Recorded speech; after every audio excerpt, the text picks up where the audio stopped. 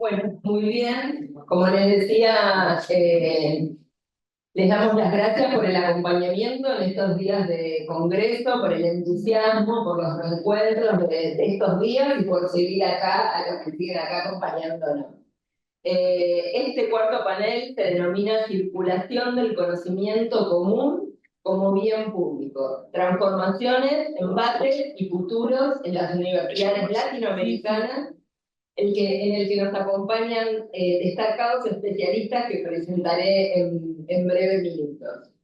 En el noveno encuentro se ha buscado abordar y actualizar temáticas de larga tradición en el campo de estudios de la educación superior, como pudieron ver en estos días, por ejemplo, la problemática de gobierno, de democratización, de autonomía, y a la vez, y este es el caso de este panel, incorporar debates más recientes y tendencias emergentes en las dinámicas de los sistemas de educación superior ligadas, decía, a transformaciones en las tecnologías e infraestructuras de información y comunicación académica y científica. En este caso, las intervenciones traen a un primer plano estudios y prácticas relacionadas con el movimiento de ciencia abierta y algunos de sus componentes, como por ejemplo el acceso abierto, un movimiento de larga tradición en nuestra región, con más de 30 años, y con un epicentro clave en las universidades públicas y nacionales a lo largo de toda la región. Entonces decía, esta cuestión de la ciencia abierta, vamos a hacer foco también en otra de las presentaciones, en los datos abiertos de investigación, como así también en el análisis del conocimiento y el aprendizaje en ambientes virtuales y en las prácticas educativas abiertas y sus experiencias en las universidades. En el abordaje de estas temáticas resurgen perspectivas y debates ligados al conocimiento, entendido como bien público común, versus las tendencias hacia su comercialización y privatización. También debates en torno a la colaboración científica a través de la apertura del conocimiento y el acceso y la circulación más equitativa en contraposición a las tendencias al confinamiento, circuitos restrictivos, asimétricos de circulación del conocimiento, y perspectivas más instrumentalistas, utilitaristas de las tecnologías, en contraposición a usos más democráticos, de búsqueda de una mayor justicia y diversidad epistémica y cognitiva. Finalmente, desde el plano de las políticas universitarias, el diseño, implementación y la trayectoria de muchas de estas problemáticas se vinculan con la gobernanza de los sistemas de educación superior y las señales e incentivos que se emiten y se configuran desde los sistemas nacionales de evaluación. Como se observa, cada una de estas cuestiones plantea retos múltiples para los sistemas de educación superior, para las universidades públicas en la región, abarca o, digamos, involucra un diálogo amplio con investigadoras, investigadores, especialistas, activistas y tecnólogos. Y también plantea la necesidad de contar con investigaciones situadas para analizar sus implicancias, potencialidades y desafíos. Bueno, para ello, hoy contamos entonces, en primer lugar, con las intervenciones de Fernanda Beiger. Fernanda es socióloga, doctora en Ciencias Sociales y Políticas por la Facultad de Ciencias Políticas y Sociales de la Universidad Nacional de Cuyo. Es investigadora principal del CONICET y profesora titular de la Facultad de Ciencias Políticas y Sociales de Cuyo. En su universidad dirige el Centro de Estudios de la Circulación del Conocimiento, el CECIC. Es asesora del Foro Latinoamericano de Evaluación Científica, el Collet de Claxo, y coordinadora del Comité Argentino de Ciencia Abierta y Ciudadana del ECMUNCI. En 2003 obtuvo el premio Bernardo Hussein de la Secretaría de Ciencia y Técnica de la República Argentina. Ha publicado 11 libros, numerosos capítulos o más, ¿no? Porque no sé si está tan actualizado, capítulos de libros, artículos en revistas científicas internacionales. Coordinó los comités de evaluación de organismos nacionales e internacionales y, sobre todo en relación con este tema, presidió el Comité Consultivo de UNESCO para la Recomendación de Ciencia Abierta entre 2020 y 2021 y fue integrante de la delegación argentina ante la Conferencia General que aprobó la recomendación en 2021. ¿Quieren que los presente a todos? Sí, así ya los dejo libres. Después contamos con la participación de Paola Carolina Bongiovanni. Ella es doctora en documentación, archivos y bibliotecas en el entorno digital por la Universidad Carlos III de Madrid, máster en bibliotecología y ciencias de la información de la Universidad de Carolina del Sur en Estados Unidos, licenciada de Comunicación Social por la Universidad Nacional de Rosario, coordinadora de la Unidad de Gestión de Acceso Abierto de la Universidad Nacional de Rosario, a cargo del Repositorio de Datos Académicos, y es docente e investigadora de la Facultad de Humanidades y Artes de la Universidad Nacional de Rosario en áreas relativas a la comunicación científica, el acceso abierto y la ciencia abierta, y dirige el Centro de Estudios Interdisciplinarios en Bibliotecología y Ciencias de la Información. De manera virtual, contamos también con la participación de María Elena Chan Núñez desde México. La doctora María Elena Chan Núñez es profesora e investigadora de la Universidad de Guadalajara desde 1988. Actualmente es coordinadora de formación y certificación docente de la Dirección General de la Universidad Virtual y Aprendizaje Digital para toda la vida.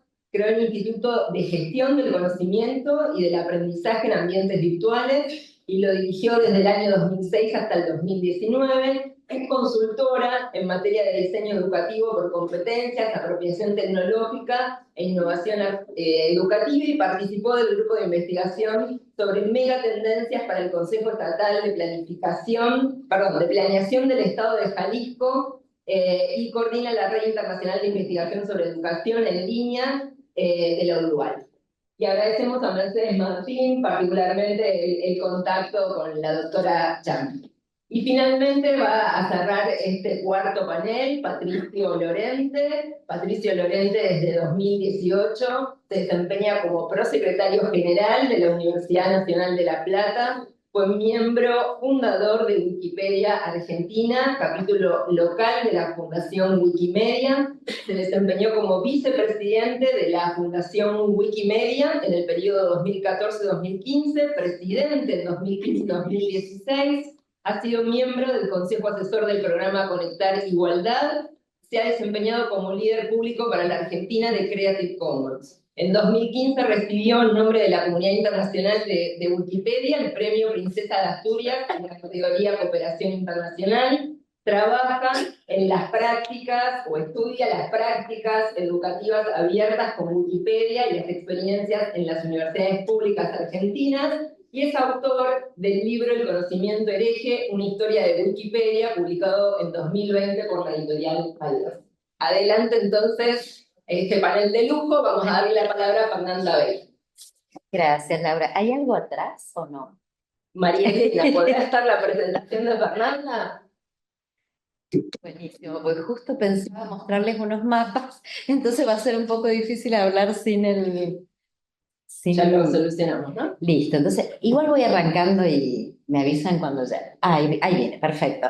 Bueno, agradecidísima por estar hoy con ustedes y además haber sido invitada a poder discutir con ustedes un último trabajo que he hecho en el marco de un congreso tan importante, que creo que realmente es el espacio comunitario de investigación más importante que vamos a haber tenido este año. Estoy realmente muy contenta de poder participar y de conversar con ustedes hoy.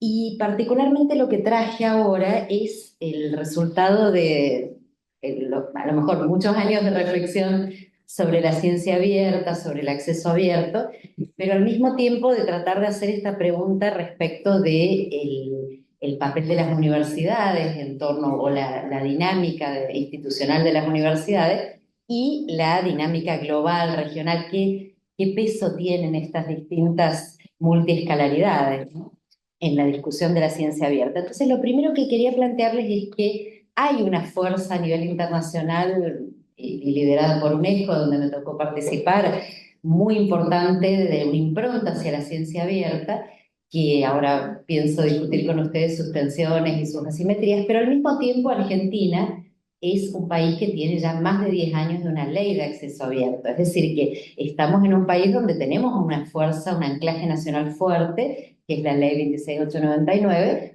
que implica el acceso abierto a través de los repositorios y no solamente de la producción, sino también de los datos, que calculo que después vamos a trabajar más en profundidad con Paola.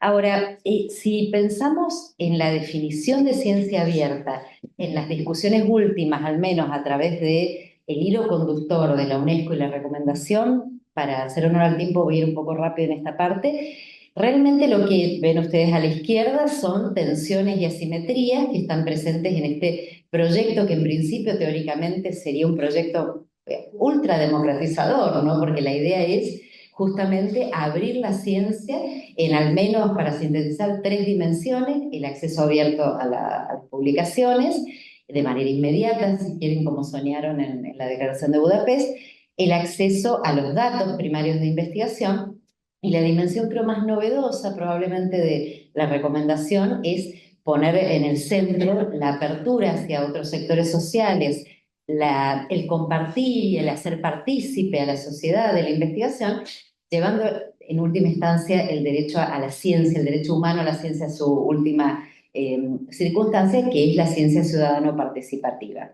Ahora, en ese esquema general de tensiones o de asimetrías, es que yo lo que intenté hacer es plantearnos cómo a nivel global esta ciencia abierta va avanzando en distintos terrenos y particularmente focalizar en infraestructuras, ¿no? Que es el principal problema, porque no quise tomar mucho tiempo antes, pero el principal problema para la democratización de toda esta circulación del conocimiento, que es a través de un soporte que es digital, el principal asunto es la infraestructura. Entonces, ahí es donde se produce lo que en inglés llaman el digital divide, esa brecha digital, que hace que, por supuesto, haya sectores del mundo que tengan ventajas, otros desventajas, y tratar de complejizarlo, porque no se trata solamente de ventajas del norte y desventajas del sur. Entonces, en el primer mapa que ustedes están viendo a mi izquierda, a la izquierda de ustedes también, en ese primer mapa, esto se mueve solo. No lo mueve Blas. Pensé que podía, estaba moviendo yo. Perdón, ahora sí, ahora tengo más claro, en el primer mapa únicamente. Gracias. Gracias. Ahora entiendo por qué giraste la computadora. La idea era, en todo momento, toda la discusión de este trabajo es cómo podemos definir una ciencia abierta inclusiva, una ciencia abierta realmente inclusiva y no exclusiva, porque el juego es con exclusión e inclusión, que se está presentando claramente en muchos aspectos de los avances de la ciencia abierta. Entonces, en el primer mapa es un mapa de repositorios de producción, donde ustedes pueden ver, más o menos hay algunos números: Argentina 79, esto con la información que tenemos disponible en Open Door, ¿no? Brasil con 173. Los colores más azules son la mayor cantidad de repositorios, y como ustedes pueden ver, América del Sur está bastante presente, con bastante fuerza. Ahora, África bastante vacío. Si van al mapa de la derecha, la comparativa cambia radicalmente, y ahora sí tenemos una presencia muy fuerte en el norte de los repositorios de datos abiertos, que son los que tienen no solo una complejidad como infraestructura en cuanto dura, sino también de capacidades. Entonces, implica todo un conjunto de capacidades que espero que continuemos la discusión con Paola. Entonces, ahí, fíjense cómo cambian los números de repositorios de datos abiertos. Tomen Argentina, por ejemplo, y cómo al revés, si toman Canadá, de los 97 que teníamos antes, tenemos 398 de datos abiertos, solo para tomar un ejemplo, ¿no? No voy a profundizar en lo que son los Current Research Information Systems, porque Argentina justamente es el ejemplo en donde esto no se está implementando, pero sí quisiera mencionar que en América Latina tenemos un avance de estos sistemas que integran. En Estados Unidos se les llama New Management Systems, ahora no me acuerdo la sigla. En Europa están muy extendidos, y la ventaja que tienen es que reúnen la información tradicional de biblioteca antigua, de biblioteca o repositorios hoy, con la información de personas, proyectos, instituciones que normalmente están en las oficinas de gestión, digamos, ¿no? Entonces, esos sistemas permiten que nosotros podamos tomar la producción de un autor y saber la afiliación, tener el identificador directo a su institución, etcétera. ¿Por qué digo que en Argentina no? Y porque Argentina es un ejemplo a través de su ley y de su Sistema Nacional de Repositorios de lo que creo que es el camino de las infraestructuras federadas y que para mí la discusión global hoy más importante, porque todo aquello que apunta a la centralización y los CRIs apuntan a una centralización, también puede ser cooptado comercialmente. Por ejemplo, los CRIs, algunos de los que hay en América Latina, pero muchos o la mayoría en Europa, están bajo, y ahí estaba el loguito, la administración de los software de Pure, que en definitiva se compran al Elsevier, generan un ecosistema cerrado para esa organización comercial, o sea que va también en contra de la ciencia abierta e inclusiva. En Argentina creo que nosotros estamos claramente en la línea más de un proyecto de infraestructura federada, y si hay tiempo estaría bueno discutirlo porque a nivel internacional creo que es la discusión principal, ¿no? Entonces, no puedo abordar todas las cartografías y quiero centrarme en dos o tres en particular. Respecto de lo que son infraestructuras de enlaces permanentes o de estos identificadores permanentes, voy a tomar exclusivamente el tema del DOI, porque en las universidades ustedes estarán pensando, bueno, ¿qué importa? ¿Qué tan importante es esto? Si yo publiqué un trabajo o nuestra universidad en definitiva lo sube al repositorio, pero la presencia o no de ese identificador, que es ese DOI, que es el Digital Object Identifier, hace que eso sea cosechado por distintas plataformas cosechadoras y que ese artículo esté presente en las búsquedas de una persona en cualquier lugar del mundo. Y realmente es central para la circulación del conocimiento producido en las universidades argentinas. Ahora bien, en Argentina también tenemos una gran discusión, y a ver si sale el cuadradito ahora, me ayude, sí, ahí tendría que salir un cuadradito, que es una discusión que está muy presente y con las colegas que hemos trabajado en un proyecto conjunto al respecto, de por qué en Argentina cuesta tanto tener una plataforma interoperable de revistas argentinas. La discusión es que el DOI, a pesar de que parece muy barato, cuesta $1 cada uno, ¿no? Y para universidades que con sus portales tienen 90 o 100 revistas y que tienen, hagan el cálculo de la cantidad de objetos digitales al que tienen que pagarle el DOI, no es un tema fácil. Entonces, tiene un obstáculo para universidades como las nuestras, que es el precio, pero también tiene una disputa internacional, porque según este artículo que me parece el más claro, el de Okunei-chan del 2023, forma parte de toda una infraestructura también cooptada por los intereses comerciales. Por ejemplo, otros identificadores, como el caso de, este es ARC, ¿no es cierto?, de ARC, que es también un identificador digital, de objeto, muy parecido al otro, creados en la misma época, incluso ARC y DOI, tienen millones de objetos identificados, pero no tienen la misma cosecha en PRESF que tienen los DOI. Por lo tanto, claro, editores y editoras que quieren el DOI, y porque es la manera de visibilizar esa producción. Sin embargo, en ese artículo de Conectan es bastante claro, y hay otros trabajos al respecto, cómo ese DOI entra de nuevo en un sistema o en un ecosistema en donde también los grandes publishers comerciales generan una serie de redes de cosecha para movilizar más ese DOI y no otros que podrían estar como el Handle o el ARC.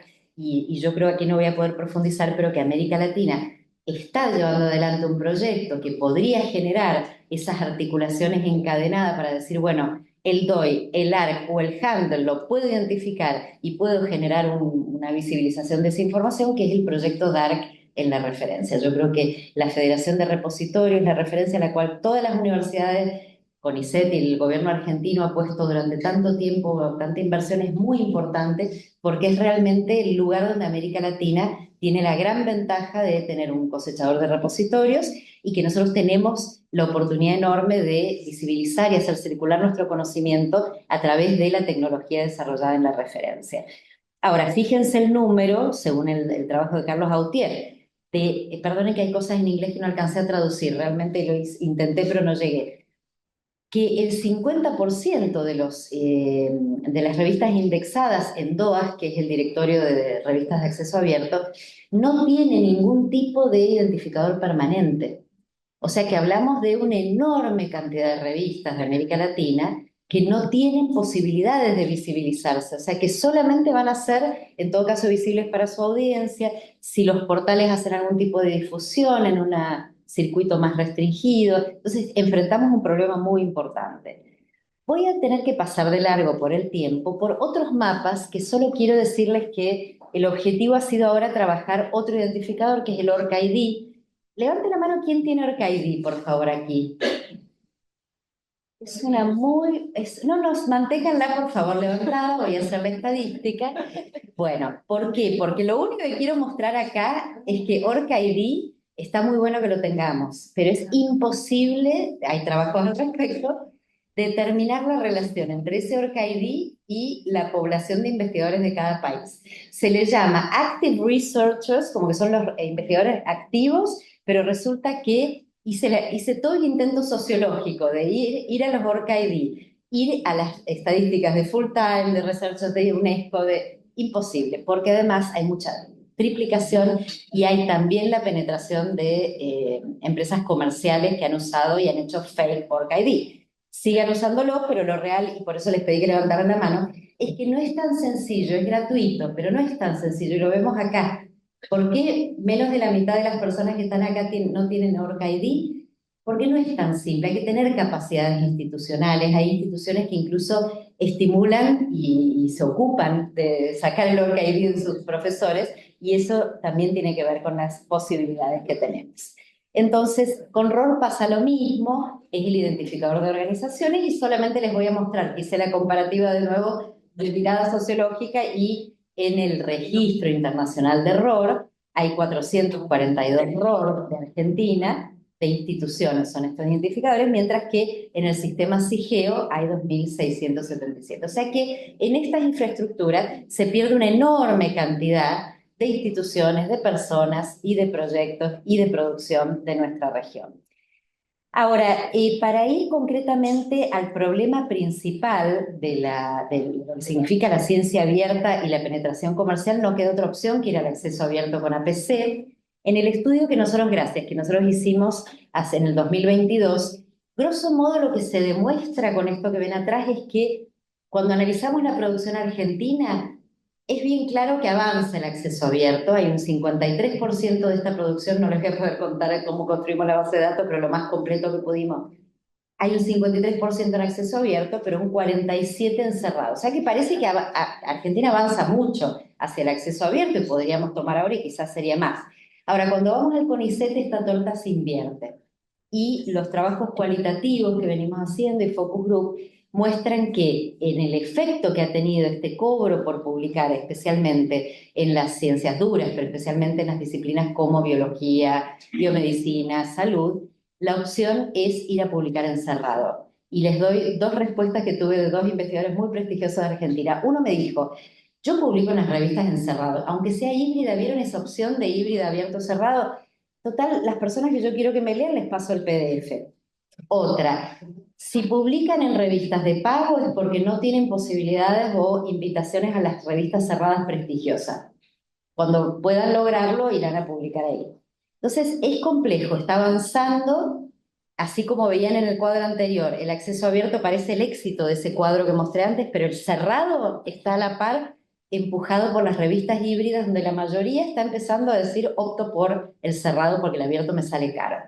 Entonces, acá quiero llegar, y no les voy a mostrar las tablas, pero simplemente a la cartografía, gracias, y directo al mapa de las revistas Diamante por país. Porque acá es donde América Latina crece y se multiplica, y a nivel internacional somos prácticamente el mascarón de prueba de las revistas Diamante. Hay un informe del año 2021 de Óperas en Europa que nos decía: de las revistas Diamante, América Latina tiene el 25%, pero claro, a partir de los números exclusivamente de este directorio DOA. En esta cartografía, tomando los datos empíricos del proyecto Oliva nuestro, de revistas concretamente, ocultadas empíricamente una por una, la tabla es otra, que es la que estaba antes, donde en realidad los países con más revistas, Brasil está a la cabeza, Diamante, están en América Latina, sube del 25 como al 32% en total, pero como ustedes pueden ver, esos colores verde oscuros son los países que tienen más de 1.200 revistas. Quiere decir que, fíjense América Latina cómo está. Argentina incluso está con los números que acá está Caro Monti con nuestro relevamiento que hemos hecho para Argentina.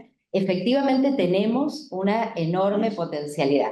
Pero ¿cuál es el problema de esas revistas Diamante que hoy están siendo miradas por la comunidad europea también y por todas las dificultades que ha traído el APC para el mundo entero?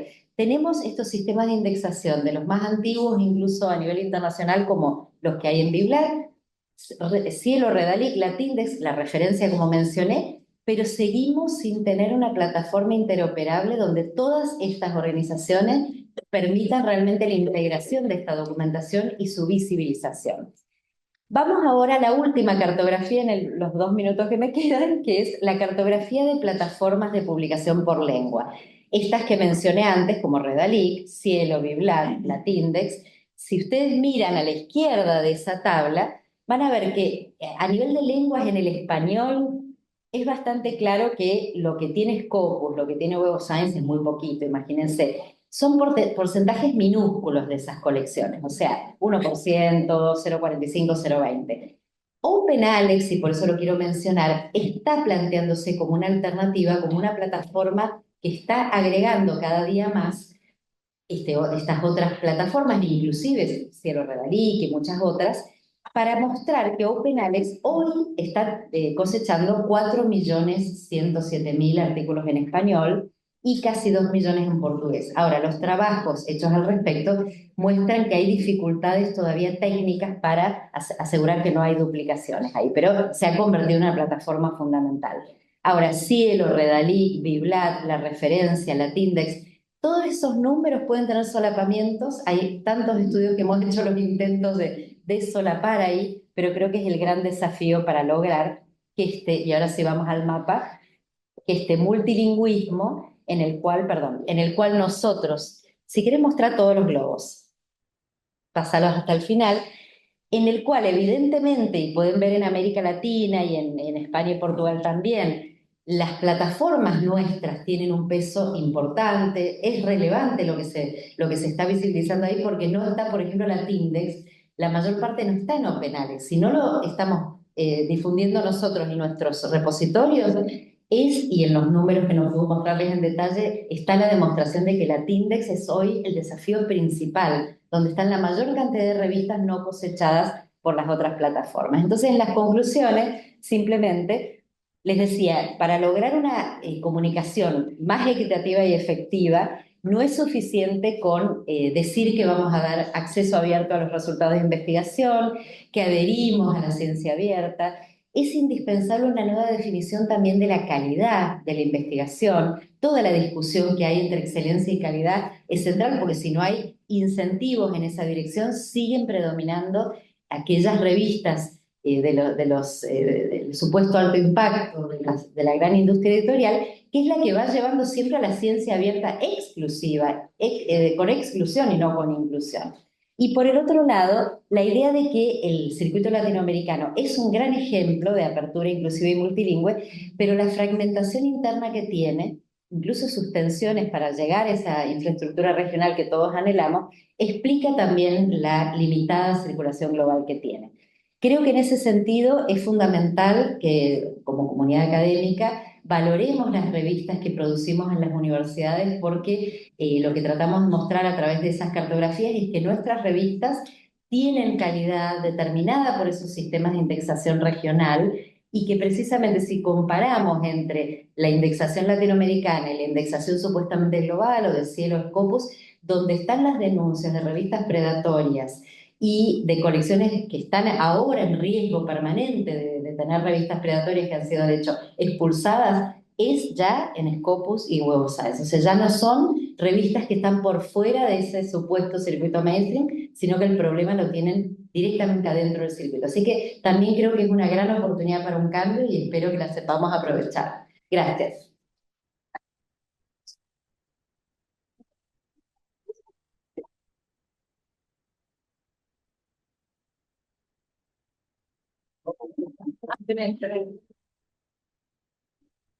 No, pero decime porque yo me voy a... ¿Querés que te dé? Yo te voy a...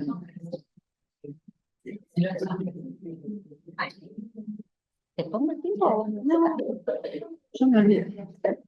Me olvido. Bueno, Soy rapidísima. Disfruten Muchísimas gracias por esta oportunidad de estar acá en esta mesa tan interesante, tan importante y con colegas tan queridos, así que bueno, vamos a tratar de...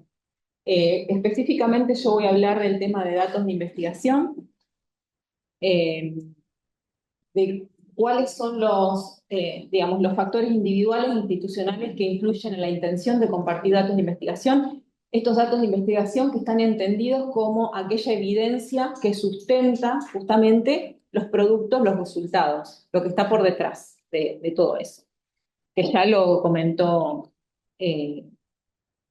Entonces, específicamente este estudio está dentro de lo que es la Universidad Nacional de Rosario, donde ya tenemos una trayectoria importante en cuanto a acceso abierto, tenemos un repositorio desde hace tiempo, pusimos en práctica políticas de ciencia abierta desde hace tiempo también, inauguramos nuestro portal de revistas que tiene más de 50 revistas y que, como decía Fernanda, no son gratuitas. La universidad, los investigadores, las infraestructuras abiertas que tenemos se sostienen desde la universidad.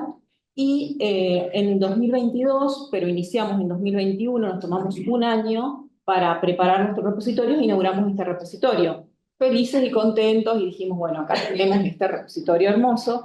Lo que nos pasó, el primer repositorio de datos de una universidad argentina, ahí tienen los datos, lo que nos pasó es que si bien el trabajo fue de mucha calidad, se dio una baja participación. No es que vino una avalancha de gente, quiero depositar los datos, ya lo sabemos todo que es bastante difícil. Entonces, y también estaba que, si bien las revistas que forman parte del núcleo básico de revistas científicas argentinas tienen que cumplir con la ley 26.899, no implementan la política de disponibilidad de datos. La tienen, en nuestro caso la tienen, pero en las instrucciones a los autores no las implementan.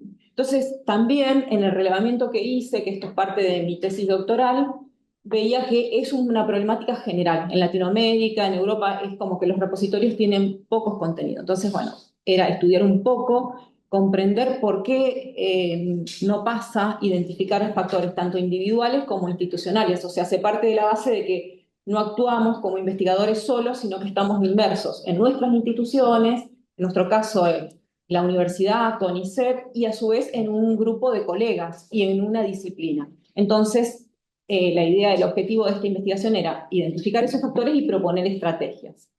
No les voy a abundar en el modelo conceptual, pero es la teoría de la conducta planificada y la teoría institucional. Básicamente es pensar cuáles son las actitudes que se forman a partir de la evaluación que todos tenemos de los beneficios, los riesgos, el esfuerzo, las consecuencias, la presión de nuestra disciplina, la presión de nuestros colegas o no, y la percepción de que tenemos capacitación, de que tenemos las habilidades, etcétera, y todo eso va a influir en la intención de compartir los datos de investigación. Esto tuvo un componente cuantitativo y otro cualitativo, digamos, fue una muestra no probabilística, o sea, yo tenía 700, casi 800 direcciones de correo electrónico, lo mandamos y contestaron 412 investigadores de UNR y también de UNR CONICET.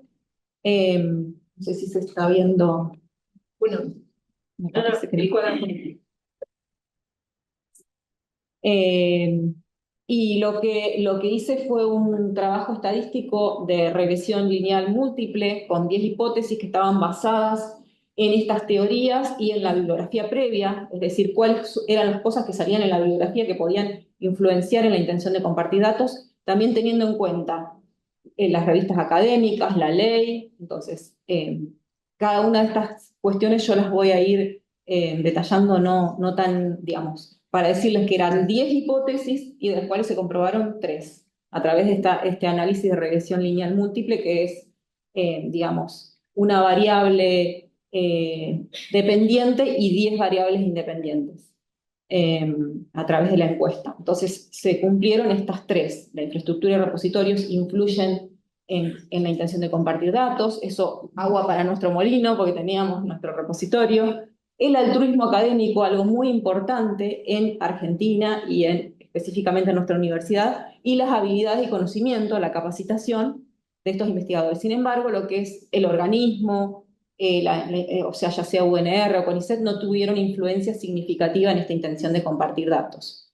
La hipótesis 1 tenía que ver con si veían beneficios o no de compartir los datos, si prestigio, reconocimiento, citas. Bueno, acá esto no se respaldó, pero tiene que ver con que es una cuestión muy novedosa, tanto a nivel universidad como en Argentina, y además porque no se ven beneficios tangibles, porque partamos de la base que la evaluación de nuestros investigadores es cuantitativa y no tiene en cuenta la ciencia abierta en este caso, no tiene en cuenta si yo comparto datos o no. Eso es, ahora hay una pestañita que dice datos de investigación, pero no se sabe muy bien cómo me lo están evaluando. Entonces, lo que nos decían en la parte cualitativa que tuvo el estudio es que, bueno, que sí les interesa la visibilidad, que sí les interesa las descargas, las citas, etcétera, pero bueno, no salió como influencia significativa. Sí, el altruismo académico fue lo que más surgió. O sea, pensar en que yo estoy mostrando calidad, que otras personas pueden hacer nuevos análisis con mis datos, pueden realizar investigaciones fácilmente, generar esto de la transparencia, la reutilización. Esto fue sí altamente significativo. Y esto lo vemos permanentemente, o sea, en el trabajo de curación que hacemos con investigadores, el orgullo con el cual dicen, bueno, estos son mis datos, yo quiero mostrar la transparencia, quiero mostrar que hacemos bien las cosas. Justamente este año que está todo tan difícil, está mostrando que hacemos bien las cosas, que somos transparentes y que nuestra investigación está bien fundamentada. También podía ser que lo vieran como un riesgo, o sea, de perder oportunidades de publicación, que los datos sean mal utilizados, de perder prestigio si se consideran de mala calidad. Bueno, esto, por suerte, no salió como significativo en el análisis estadístico, pero sí en el análisis temático teórico hubo investigadores que decían, bueno, no, CONICET no me premia por esto, yo tengo datos que a lo mejor, como no tengo financiamiento, los voy a poder, digamos, sacarles todo el jugo dentro de un año cuando tenga el financiamiento, entonces, bueno, no, me parece que me pueden usar mis datos, etc. O sea que salió como un tema emergente, pero no fue significativo en todas las respuestas.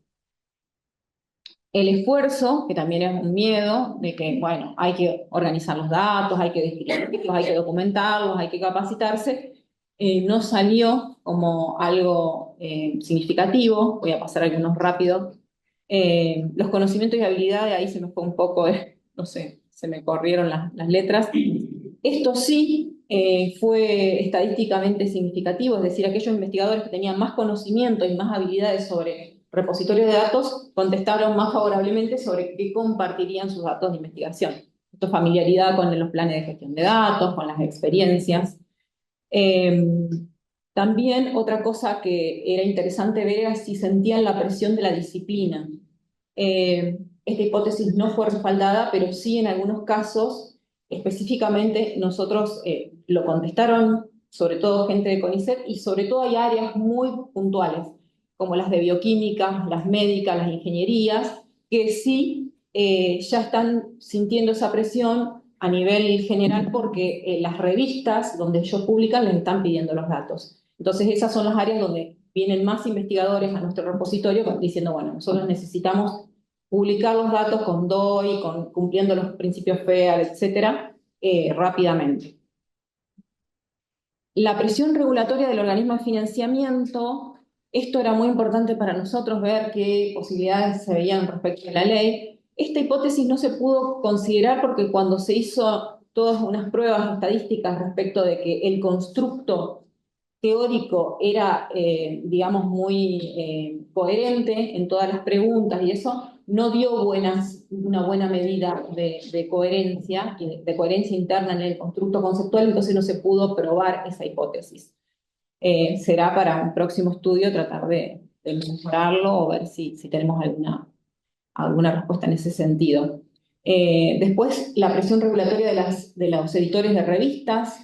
Eso fue muy claro porque la mayoría, digamos, la gran mayoría de los investigadores que respondieron a la encuesta no sabían si su revista tenía un requisito de compartir los datos, no tenía mucha idea. Entonces, esa hipótesis no se respaldó. Sí, algo interesante es la disponibilidad de infraestructura y repositorios, o sea, poder acceder ya sea a un repositorio de la disciplina o a nuestro repositorio. Sobre todo la gente de las revistas de la UNR tenía mayor conocimiento sobre la existencia del repositorio y bueno, por suerte eso ayuda a que se compartan datos. Esto no, nos puso triste ver que la disponibilidad de ayuda y capacitación, capaz que tenemos que hacer mucho más trabajo de difundir, que tenemos curadores, que tenemos horas de curación, que tenemos todo un equipo dedicado a esto y que este año sobre todo estuvimos trabajando mucho en la parte de difusión, de comunicación pública de la ciencia, para que los datos se conozcan, sobre todo cuál es el aporte que hacen a la sociedad. Pero bueno, no fue respaldado.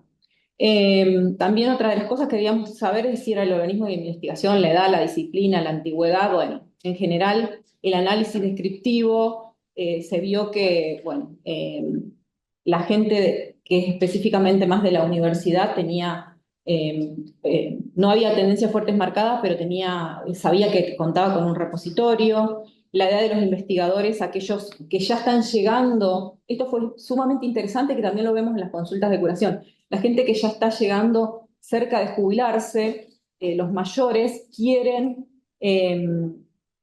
compartir y que otros puedan realizar sus investigaciones más fácilmente con sus datos. Entonces están ayudándonos en nuestra experiencia. Ahora, por ejemplo, tenemos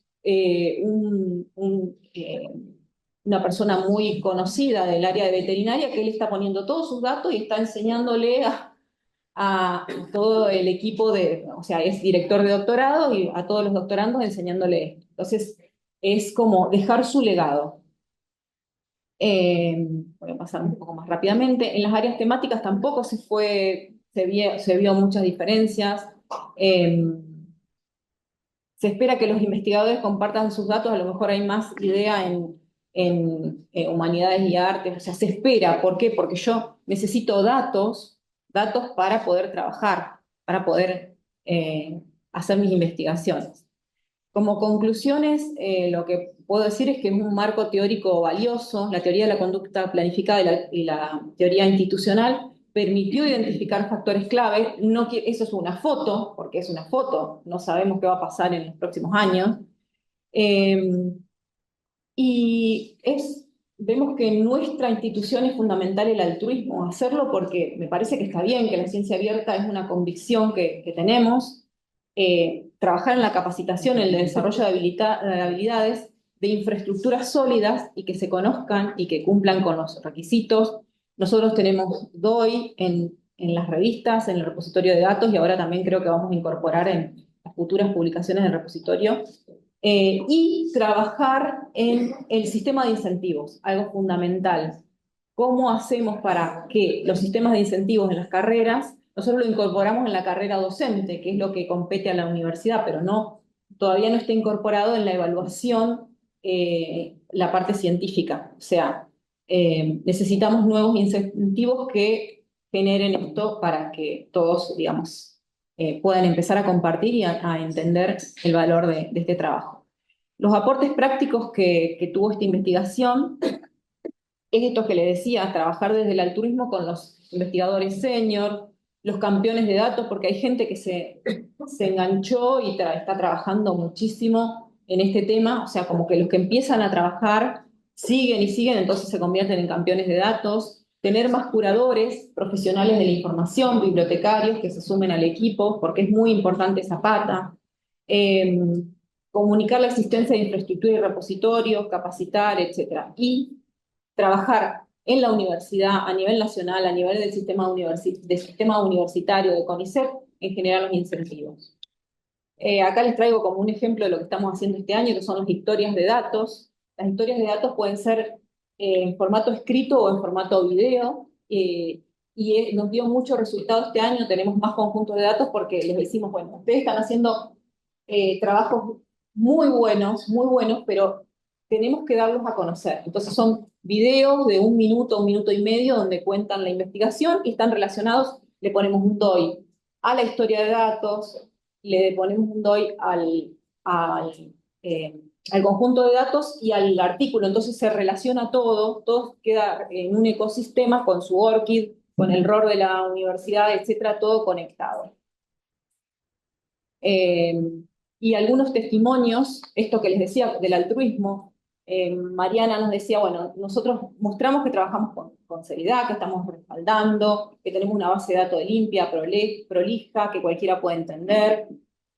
Si bien que hay una ley que nos obliga a hacerlo, bueno, también mostrar la lengua, lo que decía, muy importante, nosotros le pedimos que hagan no solamente en inglés, que muchas veces tienen los datos en inglés, sino que también lo pongan en español, sobre todo la descripción, para que cualquiera pueda acceder. Bueno, lo de la visibilidad, las citas, en muchos casos nos dicen, bueno, tengo un backup, porque nosotros no exigimos que se comparta rápido, sino que lo vayan cargando en la medida que puedan y quieran hacer este trabajo y pueden tardar un tiempo en publicarlo, no es obligatorio hacerlo rápido. Bueno, sí, ya estoy cerrando. Digamos, la construcción de la historia de datos para ella fue muy importante porque le permite llegar a otros públicos, a otras personas que no entienden a lo mejor de qué se trata. Ella creo que trabaja en lo que es tuberculosis, que es una problemática a nivel mundial muy importante, pero que a lo mejor lo que ella trabaja es muy específico, entonces poderlo contar de una manera que llegue a todos.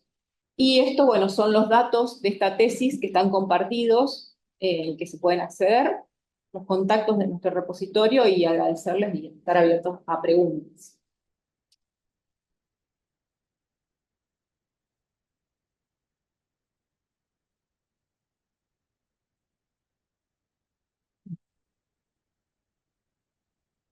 Te escuchamos, María Elena. ¿Nos escuchás bien? Sí, perfectamente. Sí. Adelante. ¿Van a compartir la presentación allá o la comparto yo? ¿Cómo que? Dale. Sí, perdón. Gracias. En lo que la presentación se carga, antes que nada agradezco muchísimo esta invitación y estoy muy contenta de poder participar virtualmente. De todas maneras nos conecta. Hubiera sido fantástico también estar allá, pero creo que esta oportunidad de poder estar a través de estos medios, bueno, para mí significa mucho en este diálogo por lo que significa la universidad pública y en particular, ¿no? Desde ese contexto. Y mi abordaje tiene que ver con una dimensión que diría yo que es más de carácter pedagógico, dado el tipo de trabajo que yo hago. Y bueno, perdón, no entendí si yo la comparto o ustedes la comparten, perdón, la presento. Mejor si la puedes compartir tú, María Elena. Me dice que ya envié la solicitud para poder tener permiso de compartir.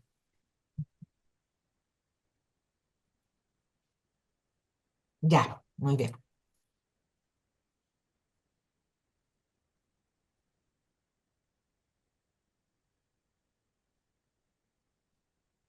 Ahí la vemos perfectamente. Muy bien, Presentación. perfecto. Listo.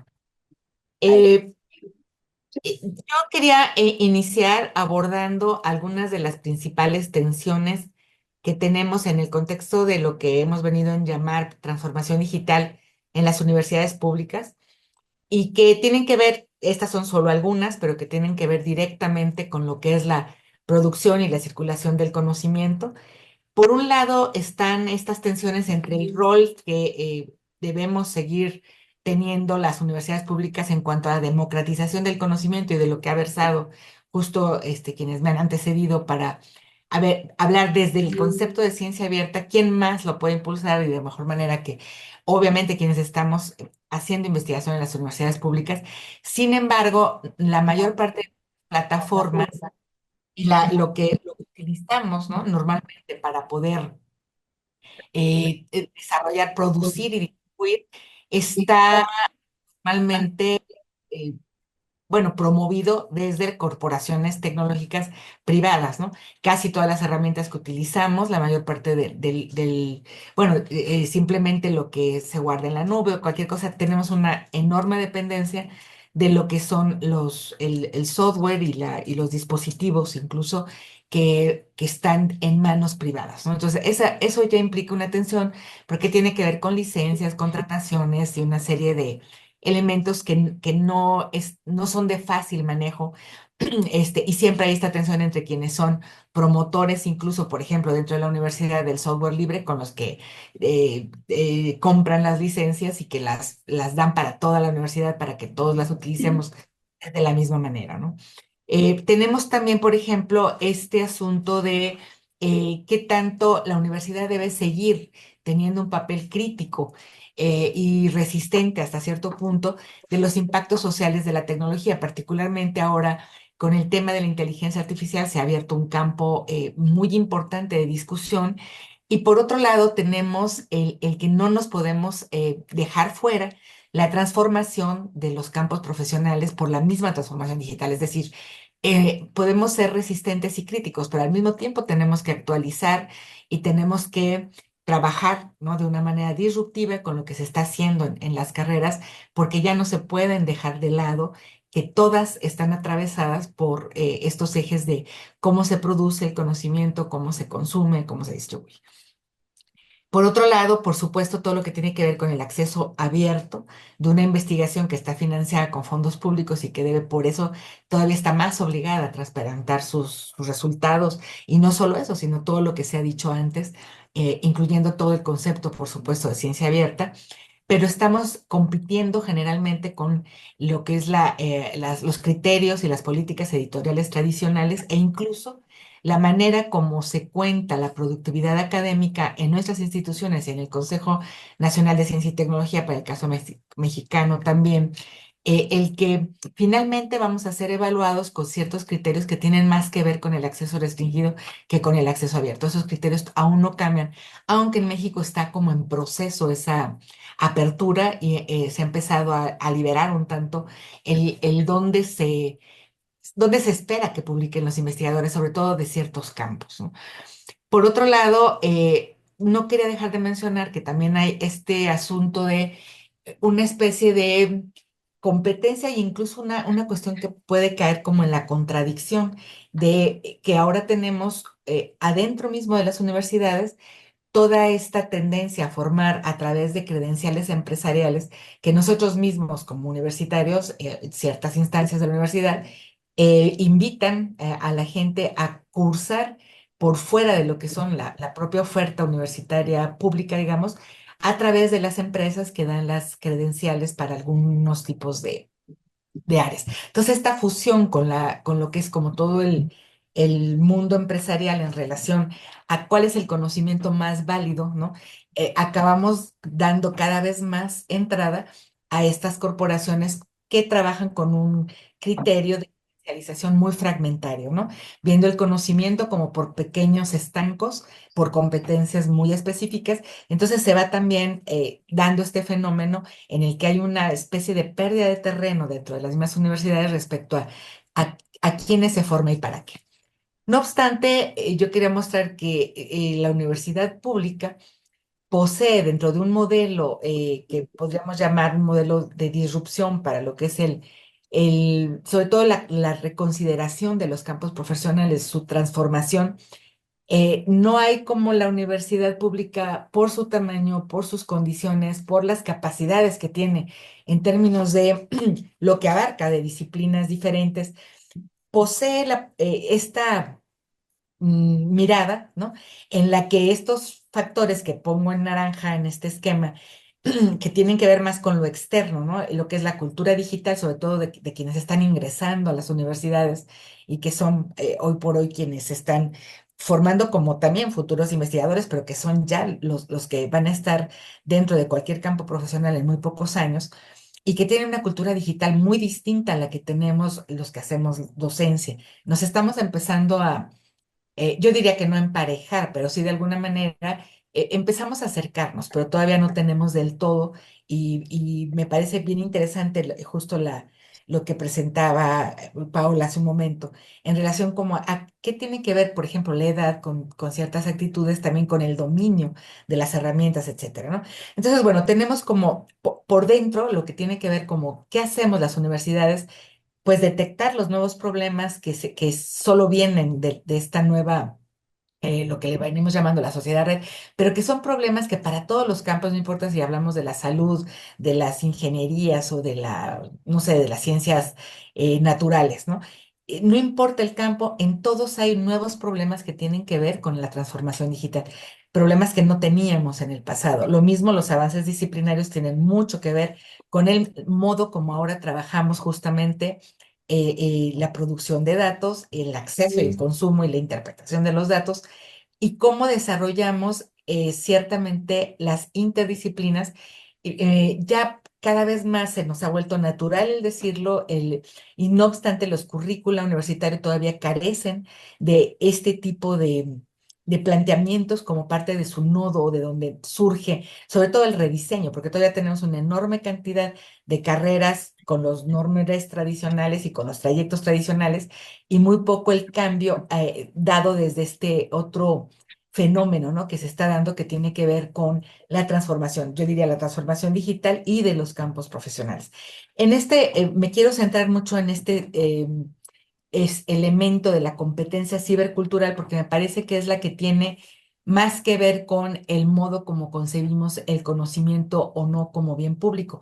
Tengo aquí, no me voy a detener mucho, autores que han sido muy influyentes en nuestra manera de pensar el conocimiento, particularmente cuando hablamos, por ejemplo, de inteligencia colectiva y todo lo que ahora son herramientas que todo el tiempo estamos utilizando, como podría ser un Waze, ¿no? Para orientarnos en las ciudades o, no sé, cualquier cosa que ahora utilizamos como de manera muy cotidiana, muy habitual y que tiene toda esta posibilidad del compartir, y yo sé que lo estoy simplificando demasiado, pero cuando yo voy en el auto y me piden decir si todavía está el bache ahí o no sé, bueno, nosotros le decimos bache a un hoyo en el piso, ¿no? Que se da por cualquier razón, o si hay un accidente.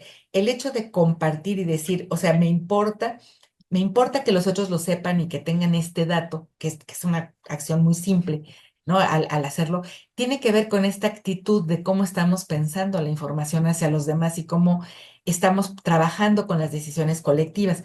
Hay autores, por ejemplo, yo en este caso me centro mucho en lo que plantea Jesús Galindo Cáceres, que es un mexicano, que plantea la cibercultura como este conjunto de sistemas de información que nos organizan, ¿no? Las preguntas, porque van creciendo, ¿no? Como en este manejo de lo que son las grandes interrogantes o las que estamos trabajando en los distintos campos, pero también el conjunto de sistemas de comunicación que nos permiten interactuar, colaborar y cooperar, que tiene mucho que ver con el sentido de lo que se nos explicaba hace un momento en relación a por qué hacemos o no ciencia abierta, por qué tenemos o no la capacidad incluso de producir el dato y de compartirlo y de consumirlo o de querer acceder.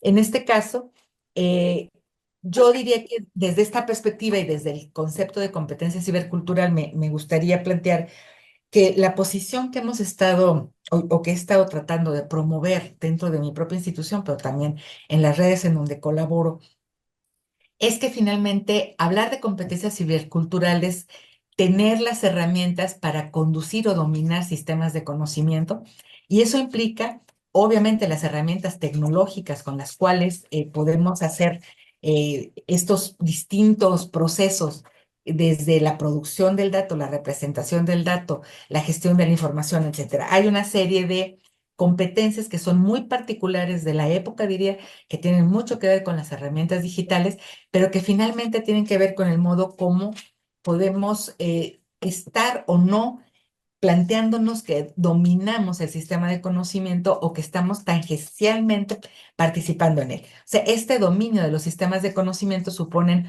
algunas competencias ciberculturales, voy a mencionar las que hemos estado trabajando de manera más directa. Por ejemplo, el acceso a la información o lo que tiene que ver con gestión de información. ¿Cómo estamos formando y desde cuándo? O sea, ¿en dónde empezamos a trabajar la competencia cibercultural de la gestión de información? me he sorprendido muchísimo y bien se planteaba en la exposición anterior de que habría que ir incluyendo, por supuesto, todo el concepto de ciencia abierta y todo este desarrollo de las habilidades, pero sobre todo también de las actitudes para lo que es producir el dato, compartir el dato, pero también tiene mucho que ver con lo que los ingresantes en las universidades conocen acerca de la gestión de información. Nos hemos dado cuenta que la mayoría de los estudiantes universitarios de cualquier carrera, lo que hacen es buscar en los exploradores y si acaso en algunos centros de documentación especializados, pero muy pocos saben de los repositorios de sus propios campos. Yo he estado trabajando recientemente con estudiantes de arquitectura, de animación audiovisual, ¿no? De producción audiovisual, de inteligencia artificial, de educación, de psicología, nutrición, o sea, campos muy diversos y es sorprendente para ellos el que existen repositorios y existen centros de documentación, porque normalmente sus búsquedas las hacen de la manera más elemental a través del explorador, ¿no? Lo primero, hasta, ¿no? Cuando utilizamos la palabra googlear, ¿no? Y entonces el hecho de que puedan saber que pueden entrar a plataformas y que existen el acceso a plataformas abiertas, ¿no? En donde se maneja este tipo de ciencia abierta, pero que es totalmente desconocido. Ya no digamos, está siendo o empezando a ser conocido para investigadores profesionales, digamos en el caso de, en algunos países, particularmente en el nuestro y en algunas instituciones, todavía no es lo usual, mucho menos para estudiantes que se están formando en los distintos campos. Y aquí la hipótesis o la tesis o premisa de la que partimos es, no hay campo profesional que no esté atravesado por estas nuevas formas de gestionar la información y también, por supuesto, de gestionar el conocimiento. Más o menos en las carreras profesionales se inician los estudiantes, se les dan cursos para la búsqueda informativa a veces como en una especie de tronco común en los primeros semestres, pero de gestión del conocimiento, nada. O sea, ¿qué sabemos acerca de los beneficios que trae el poder acceder o el poder enganchar a otros expertos o gente interesada en nuestros temas a través, por ejemplo, de las redes sociales? Es otra cosa que sorprende mucho a estudiantes, estoy hablando de estudiantes de pregrado que todavía no se han iniciado en absoluto en la investigación de manera formal, pero que me parece que es fundamental entrar como parte de las profesiones, o sea, de cualquier profesión, insisto, a que reconozcan que este tipo de competencia cibercultural está transformando los modos de hacer de su propia profesión, no importa de qué campo se trate, y que a veces el conocimiento se está distribuyendo, por ejemplo, en redes sociales, de una manera acelerada y muy también, diríamos, diseñada en lo micro. Si hablamos, por ejemplo, de cómo la gente trabaja ahora la divulgación a través de TikTok, ¿no? O de algún tipo de herramienta de ese tipo, también por Instagram, por ejemplo, y que hay gente que se mueve ya con mucha conciencia de que por ahí está justo haciendo divulgación de cosas que después toman una gran relevancia justo por el impacto que puede tener las redes sociales. Esa conciencia de la gestión del conocimiento me parece fundamental y no solo en estudiantes, insisto, de posgrado, sino mucho más temprano. Y también la idea, por supuesto, de cómo se comunica y cómo se colabora, cómo se arma red para poder trabajar con herramientas que están en la nube y de todo tipo para, justamente para poder hacer la escritura conjunta, la mediación del conocimiento en términos de, ahora sí, de un trabajo en red que empieza normalmente, incluso mucho después de que la gente hace posgrado, porque normalmente tenemos una visión muy individualista del modo como se debe trabajar desde las tesis mismas. La gente no comparte, se cierra y se sorprenden a veces. Recientemente yo he estado trabajando con grupos de posgrado, por ejemplo, en República Dominicana. Se sorprenden mucho cuando abordo el que hagan estado de la cuestión compartidos, ¿no? Que puedan trabajar con bases de datos que todos manejen simultáneamente y con herramientas, por ejemplo, de inteligencia artificial, pero para compartir lo que van encontrando. Y desde ahí empieza un poco esta generación de una actitud de las ventajas del compartir en el proceso formativo mismo. Tenemos también, por supuesto, todo, que esto me parece que ya está mucho más encaminado ahora a lo que tiene que ver con digitalizar y virtualizar, ya es, digamos, como que es común y ni siquiera pensamos que podamos trabajar la investigación sin digitalizar lo que estamos haciendo. Lo que tal vez no está todavía tan diseminado, tan apropiado, ¿no? Por la gente que, sobre todo por la gente que hace investigación, es el dónde lo coloca y desde en qué momento lo coloca. ¿Por qué el preprint, por ejemplo, ¿no? ¿Por qué digitalizar y por qué posicionar o representar lo que estamos haciendo de diferentes maneras y en diferentes espacios? Y quería yo llegar particularmente a este punto de lo que es la competencia cibercultural del manejo inteligente o de la inteligencia artificial que podría tener dos vertientes que me parecen muy importantes. Todo lo que tiene que ver con inteligencia colectiva y que justo da para pensar desde la ciencia abierta una serie de implicaciones, ¿no? De lo que es en cualquier profesión, insisto, y no solo para la investigación académica, ¿no? Sino lo que hacemos incluso en la formación o en en el día a día de las profesiones que requieren manejo de datos o incluso de a nivel micro o a nivel macro, pero que no hay todavía esa conciencia del modo como se mueven los datos, en dónde se encuentran los datos y cómo se alimentan las inteligencias. Me pareció también muy relevante el escuchar, por ejemplo, cómo trabajamos desde la perspectiva de por qué deberíamos posicionar el idioma español, incluso ¿por qué deberíamos escribir no solo nuestros resúmenes en inglés, sino ponerlos aún cuando las revistas sean revistas que publican en inglés o en los idiomas que están siendo como la base para la difusión del conocimiento, que básicamente sería el inglés? Pero ¿por qué es tan importante publicar en español? ¿Por qué es tan importante colocar de algún modo lo que hacemos, no solo en las revistas especializadas, puesto que las inteligencias generativas son alimentadas de la información que existe en la red de cualquier manera? Y ahí hay todo un tema que por eso quisiera particularizar para cerrar lo que estoy planteando, que tiene que ver justo con el manejo, cuando empezamos a trabajar con el desarrollo de habilidades para lo que es el manejo de la inteligencia artificial generativa como apoyo a la investigación y con la conciencia que tendríamos que tener de que finalmente lo que se está procesando ahí es lo que se alimenta desde lo que circula en el ciberespacio y que tiene mucho que ver, ahí no procede, al menos tendría que haber mucha conciencia de ello, de que lo que nos arroja una exploración dentro o usando inteligencia artificial no necesariamente tiene que ver ni con lo más probado ni con lo que científicamente está más aprobado o validado, sino lo que circula más, ¿no? En términos de frecuencia y de posicionamiento. Quien establece los rankings de lo que se produce como un conocimiento válido tiene que ver a veces mucho con quién paga, con quién difunde y con estos sesgos que se van a dar necesariamente por la infraestructura que se posee para hacer la propia investigación. Entonces, en este aprender, ¿no? y formarnos en la ciencia abierta, para mí la competencia cibercultural es elemental y es algo que desde una perspectiva de gestión curricular y de gestión pedagógica tendríamos que tener en cuenta incluso tal vez mucho antes de la entrada a la universidad, pero en este caso lo estoy trabajando desde esta perspectiva que me parece que es al menos la que ya tenemos un poco más visible y trabajada, ¿no? Creo que ante lo que nos está ya preocupando y ocupando, ¿no?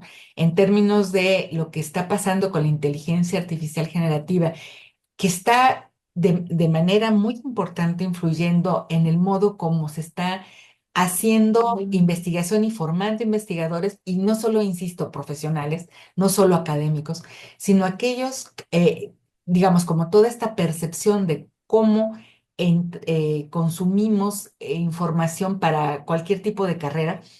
Y lo que estamos viendo con los estudiantes al aplicar ya de manera deliberada el desarrollo de habilidades para el manejo de la inteligencia artificial generativa tiene que ver por lo menos con estos 6 retos que me parece que pueden ilustrar el modo como entramos a hablar también de ciencia abierta, ¿no? Es decir, algo que debe saber alguien que va a utilizar inteligencia artificial generativa y que desarrolle esa competencia, no solo como una sustitución del explorador, que es lo que está pasando desgraciadamente con los estudiantes de pregrado, que pueden pensar que ahora tienen una herramienta que no solo les busca la información y se la sintetiza, sino que incluso la escribe, ya como y que mientras las tareas dentro de la universidad sigan siendo la petición de información que se puede obtener de manera, digamos, como en una fuente primaria y solo por el acceso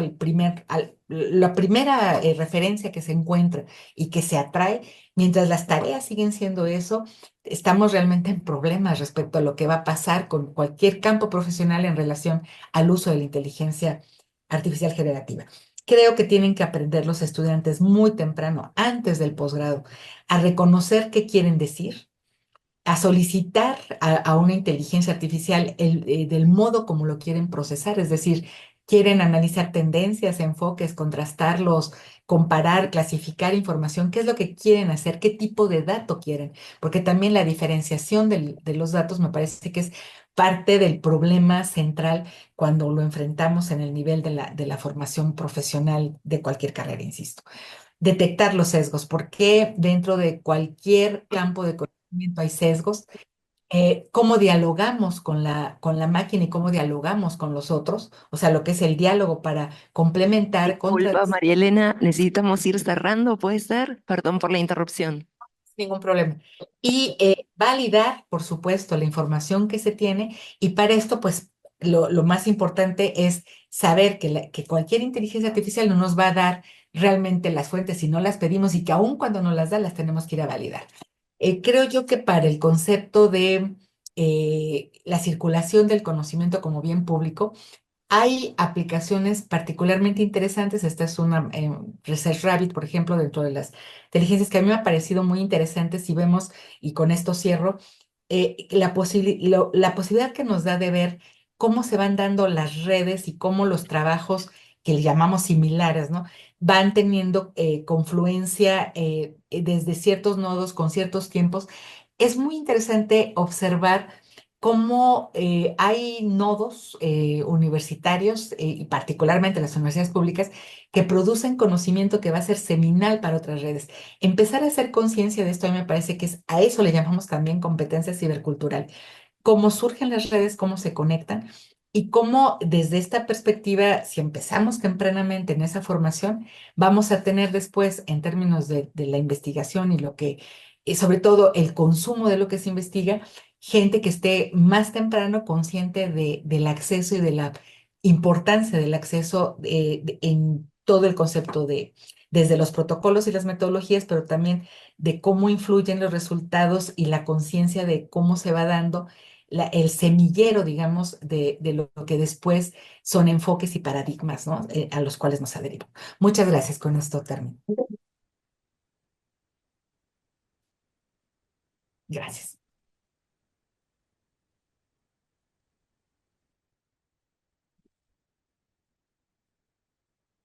Bueno, el problema de hablar al final después de un panel tan interesante es que uno se tienta demasiado en comentar lo que vino escuchando y se dispersa de lo que quería decir. Hablando de circulación del conocimiento como bien público, a mí me interesaba compartir algunas reflexiones sobre el contexto tecnológico y el desarrollo de este contexto tecnológico en el que compartimos conocimiento, o circula el conocimiento, o incluso se desarrolla el conocimiento. Y si bien es poner un momento inicial siempre es arbitrario cuando se trata de procesos históricos que son continuos, quisiera mencionar, como decía, el inicio de este contexto tecnológico y de, además, construcción de algunas regulaciones normativas, legales, etcétera, los últimos años del siglo pasado. Esto tiene que ver con la aparición simultánea y mutuamente necesaria de lo que se dio a llamar la Web 2.0 y Google, que cambió la forma de buscar y recuperar información en Internet. La web 2.0 es esa web que, tal como la conocemos ahora, uno puede publicar por medio de un navegador, básicamente. Es lo que habilita la interactividad que antes de esta innovación técnica que se produce en los últimos años del siglo pasado, 97 por ahí, 98, publicar en la web implicaba escribir, dar formato a un texto con código HTML, utilizar un protocolo de transferencia de archivos a un servidor, etc. Era una actividad mucho más reservada para quien tuviera una capacidad técnica, pero además impedía la interactividad con los usuarios. Hoy esto que estamos tan acostumbrados y tenemos tan naturalizado, que uno escribe algo en una caja de texto del navegador y eso aparece publicado, apareció en esa época.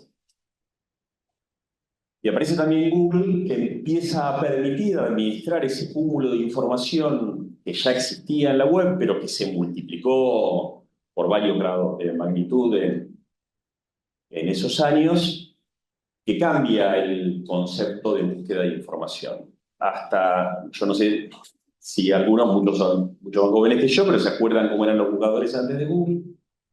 Digamos, recurrían a muchas herramientas propias de la búsqueda documental del mundo analógico, es decir, categorizaban, uno quería llegar hasta el sitio web de la Universidad de La Plata y entonces abría un buscador y ponía la categoría Universidades del Mundo y después se abría subcategorías, universidades por país y así sucesivamente.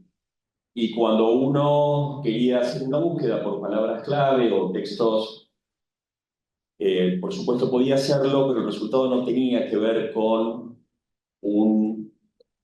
por lo menos los resultados de la búsqueda no intentaban ser relevantes respecto de la pregunta, digamos, del texto que uno había introducido, sino que mayormente tenían que ver con tarifas publicitarias.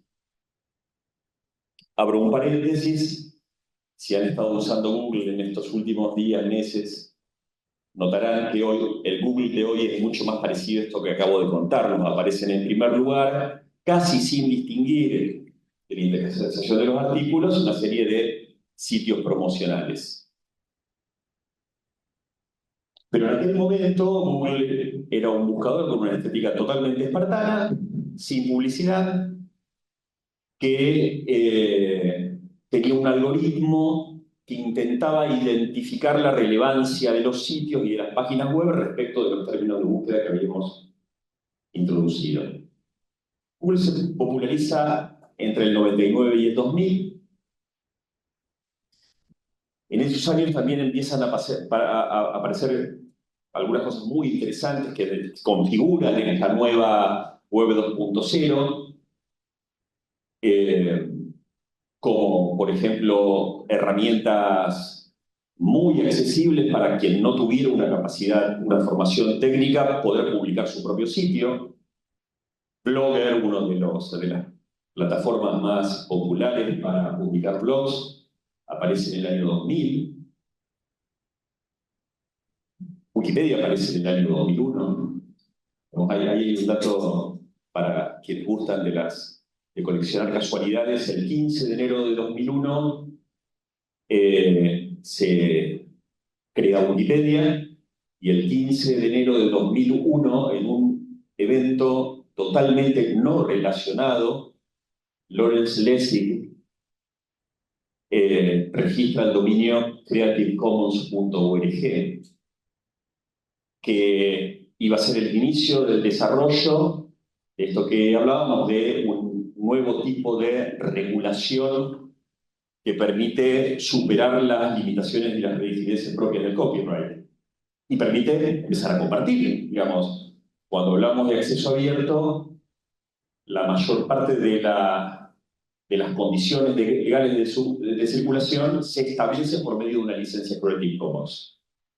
En el año 2001 no existían licencias de propósito general, lo más parecido que había a mano eran licencias desarrolladas por el movimiento del software libre. Pero el movimiento del software libre no solo tenía un planteo de compartir, sino además que estaba muy focalizado en evitar el secretismo del código fuente de los programas. Entonces, bueno, había una confusión ahí. Creative Commons viene a cubrir ese hueco que permite empezar a compartir abiertamente en la web otro tipo de obras que no son programas de software. Otro tipo de obras es texto, fotografías, cualquier tipo de objeto digital. En el año 2002 está todo muy comprimido en aquella época. Bueno, también estamos viviendo nosotros en este momento una coyuntura de cambios tecnológicos muy comprimidos, pero en esa época pasaba algo parecido. En el 2002 decía, surge la Declaración de Budapest, que es un hito fundacional para el movimiento de acceso abierto, y al mismo tiempo surge, a fines de ese año, el primer juego de licencias Creative Commons. Es decir, a partir de ahí había una herramienta legal con la que uno podía distribuir su producción, evitando, decía hace un momento, las rigideces del copyright, que además era una institución legal para otra materialidad, para otro contexto tecnológico claramente. Digamos, una institución legal que establecía básicamente la prohibición de copiar cuando la circulación del conocimiento estaba empezando a pasar por una gigantesca máquina de copiar a escala global, como era Internet en general, la web en particular. Las universidades argentinas nos subimos a estas ideas muy rápidamente. De hecho, en la Universidad Nacional de La Plata, nuestro repositorio institucional se creó en el año 2003. Menos de un año después de la Declaración de Budapest, se dice. Y muy pocos años después tuvimos incluso la creación de repositorios especializados, como Memoria Académica, viendo Marcela Fujima, que tuvo un gran protagonismo en ese episodio. En esa época, o un poquito después, empiezan a aparecer con el espíritu fundacional de la web 2.0, era el espíritu de la democratización de la información y de la palabra. Digamos, cualquiera podía montar un blog, escribir las cosas que le interesaban, y si el contenido era de mucha calidad, probablemente ese blog estuviera bien indexado en Google. Entonces no hacía falta tener detrás una enorme corporación para tener visibilidad en el mundo de la web. Pero decía, empezaron a aparecer algunos sitios que inicialmente eran un reflejo de ese mismo espíritu y después transformaron la web. Facebook, por ejemplo, que aparece en 2004. Ahí aparecen también otras plataformas como precursoras de algunas que conocemos hoy como Instagram. En 2004 aparece Flickr. No sé si recuerdan, era un sitio para compartir archivos audiovisuales. YouTube aparece en 2005. Twitter en 2006. La primera década de este siglo, el contexto y el espíritu que se desprendía de ese contexto tecnológico hay una democratización de la circulación del conocimiento y de la palabra. Por supuesto había reacciones en el medio. Paula creo que mencionó hoy, las grandes editoriales, en respuesta al movimiento de acceso abierto, empiezan a poner otro tipo de barreras que no tienen que ver con las condiciones legales de circulación, sino barreras de pago o mecanismos tecnológicos para obstaculizar el acceso. Y en realidad eso es lo que mencionó Paula, lo que quiero mencionar ahora. Todavía estamos en una contradicción en instituciones como las nuestras, donde promovemos el acceso abierto y al mismo tiempo nuestros sistemas de evaluación muchas veces nos presionan para publicar en revistas que tienen barreras de pago, por ejemplo. Y si no, nuestra evaluación va a ser más deficiente. Nuestra evaluación de desempeño como académicos, como investigadores. Decía, esto que aparece a mediados de esta década, que son las redes sociales, pronto evolucionan hacia un nuevo cambio tecnológico y de forma de circulación de los discursos y el conocimiento en Internet, que es un proceso que a mí me gusta llamarlo de plataformización, pero la plataforma es un concepto tan amplio que esto me obliga a definirlo, ¿no? En aquella época plataforma era todo. De hecho, alguno de los grandes arquitectos de la web dijo, la web 2.0 es la red como plataforma. Plataforma era todo. Ya a principios de la segunda década de este siglo, algunos empiezan a proponer restringir el alcance de ese término. En 2013, José Bandí, en una de sus obras emblemáticas, dice, bueno, las plataformas coleccionan datos y además nos entregan una interfaz personalizada. Unos años después, en un libro de economía política, no de cibercultura o medios digitales, Smisek, Capitalismo de Plataformas, propone una definición mucho más específica, que es: las plataformas son las que hacen extractivismo de datos y a partir de ese extractivismo de datos, a partir de esos datos que coleccionan de cada uno de nosotros, que son básicamente datos de navegación, cuando nosotros interactuamos con una plataforma, lo que nos devuelve es un contenido personalizado cuyo objetivo es mantener la atención. Y esto cambia toda la dinámica, porque cuando hablamos de plataforma, hablamos de este tipo de plataformas, es decir, plataformas que hacen extractivismo de datos, lo que encontramos es que tuvieron muchísimo éxito y entonces hoy ocupan casi todo el espacio público de interacción, circulación de discursos y, por supuesto, también circulación de conocimiento. ¿Digamos? Aquella idea de la web, de la potencia democratizadora de la web, en realidad pasa a estar hoy representada por muy pocos actores que representan casi todo el espacio y que además lo que nos devuelven a mí no es lo mismo que le devuelve a ella frente a la misma interacción, sino que la prioridad es darme lo que el algoritmo calcula que yo necesito, o que yo deseo, o que yo espero. Esto tiene efectos enormes en la construcción de conocimiento y en la circulación de conocimiento. Por empezar, bueno, yo algo de esto había comentado en la apertura, nos encierra en burbujas donde interactuamos con nuestros iguales, con gente que tiene los mismos deseos, aspiraciones e intereses que nosotros. Entonces, aquella tecnología que venía para comunicarnos nos termina separando, fragmentando brutalmente.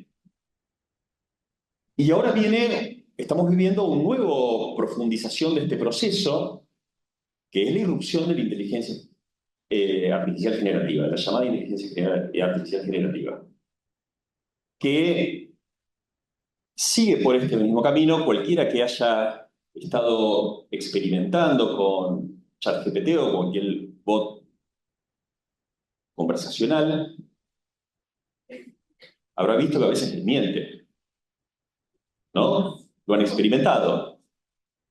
Bueno, hace muy poco un investigador de la Universidad de Pensilvania dio una definición que a mí me pareció, por lo breve además, muy contundente, que dice: el ChatGPT es una suerte de aprendiz omnisciente, ansioso por complacer, que a veces te miente. Y la palabra clave en esto es, la construcción clave no es que te mienta, es ansioso por complacer. Porque hereda del proceso de plataformización la prioridad, que es mantener la atención de los usuarios. ¿Sí? Eh, y además vienen a profundizar, por ejemplo, los sesgos. Hay ya una cantidad de estudios publicados donde queda muy claro que, por supuesto, las plataformas o los grandes sitios masivos de Internet, aún los que no hacen extractivismo de datos como Wikipedia, tienen su propio sesgo. Pero ese sesgo normalmente representa el sesgo de la comunidad lingüística. Incluso Google.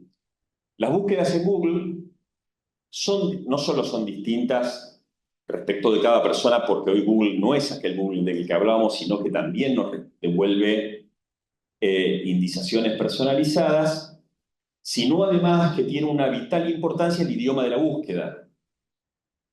¿Sí? En el caso de ChatGPT, por ejemplo, el sesgo va más allá de lo lingüístico, porque como se han entrenado en un corpus textual que es fundamentalmente en inglés, en realidad lo que devuelve es el sesgo propio de las sociedades angloamericanas, independientemente del idioma en el que se hace el prompt, es decir, en el que uno quiere interactuar. Y acá pensaba en esto que decía Marilena en la definición de cibercultura como conducción o dominio de los sistemas de conocimiento, y cabe preguntarse si conducimos o dominamos los sistemas de conocimiento, o en este momento los sistemas de conocimiento nos conducen a nosotros. Y quería enlazar esto con, ya para ir como redondeando, con lo que para mí, Marcela capaz que me lo discute, es muy arriesgado de mi parte decir cosas de su experticia con ella adelante, que es, yo creo que para cualquier sistema de guarda y preservación de documentación, de bibliografía, de información, bueno, hay muchas características que son clave, pero para mí la más crítica es cómo se recupera esa información, ¿no? Y esto ha sido como una preocupación de los bibliotecarios. Digamos, nosotros pensamos que estar abrumados por la cantidad de información es un problema de nuestra era. Bueno, hace 4000 años, un escriba egipcio se lamentaba de la enorme cantidad de papiros que había en la biblioteca del emperador y decía que no se podía en esa cantidad encontrar la información que necesitaba. O hace poco más de 1000 años, Vincent de Beauvoir, uno de los enciclopedistas premodernos, decide hacer una enciclopedia porque dice: hay tanta información que necesitamos poner en una sola obra aquella que es realmente valiosa y útil. Decíamos que Google cambió la forma de buscar información en la primera década de este siglo y que cambió a partir de la lógica de las plataformas y de la hiperpersonalización a mediados de la segunda década. Y aún así sigue siendo la herramienta que tenemos más a mano. Hasta los próximos meses, yo diría, ni siquiera años, donde va a ser reemplazado por bots conversacionales. Y pensaba, para no ser tan general y tratar de bajar un poco a tierra cómo podemos pensar estas cosas, digo, nuestros repositorios ya son masivos. El CEDICI, hoy me fijé a la mañana, tiene 163.000 documentos. A veces guardamos información que en ese nivel de masividad nunca vamos a recuperar, y de hecho, en general, el software de búsqueda de repositorios digitales es mucho menos eficaz que el de Google. Entonces, encontrar información relevante muchas veces es muy difícil. De hecho, si estamos más o menos familiarizados con sintaxis de búsquedas especiales de Google, lo que conviene es salir del repositorio y hacer búsquedas acotadas a ese corpus textual, ¿sí? Digamos, uno puede decirle a Google: dame solo resultados de este lugar. Bueno, todo indica que la posibilidad de hacer preguntas en lenguaje natural y obtener respuestas en lenguaje natural, como permiten los bots conversacionales, está reemplazando esta tradición de los últimos años de búsqueda de información. El problema es el que decíamos recién, profundiza los sesgos, nos miente, etc.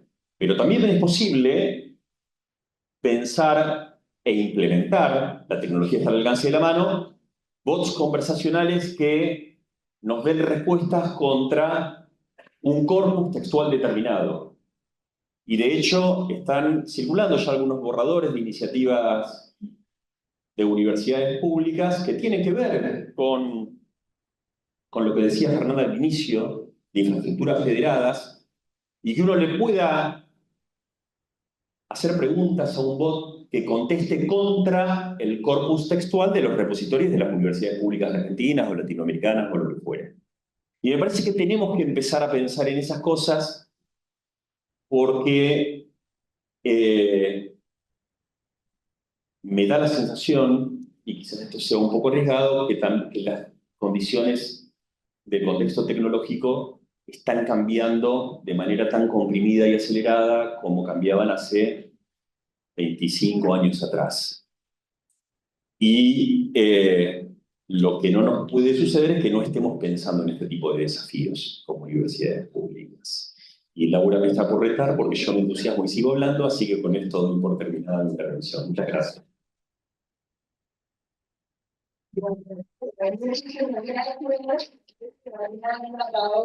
María Elena Chan, lamentablemente no nos quedó tiempo para preguntas, pero agradecemos tu valiosa e inspiradora intervención, así que te despedimos también desde acá con un abrazo fuerte y gracias por tu contribución.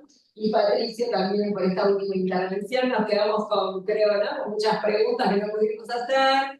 Y cómo llevar, ¿no?, al campo de las universidades, las infraestructuras abiertas, las ciencias sociales, bueno, todos estos, esta coyuntura, más que coyuntura, esta situación actual e insumos para ir pensándolo y trabajar en estos temas. Muchísimas gracias.